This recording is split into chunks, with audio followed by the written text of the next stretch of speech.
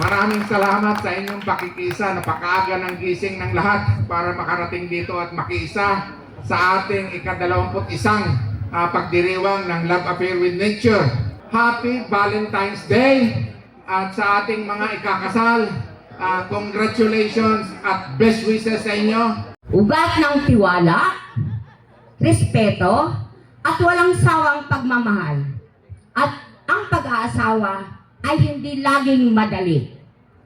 May mga bagyong darating, ngunit kung ito ay matibay na pundasyon, tulad ng isang bakawan, kayang harapin ang anumang pagsubok. Gusto ko tumalon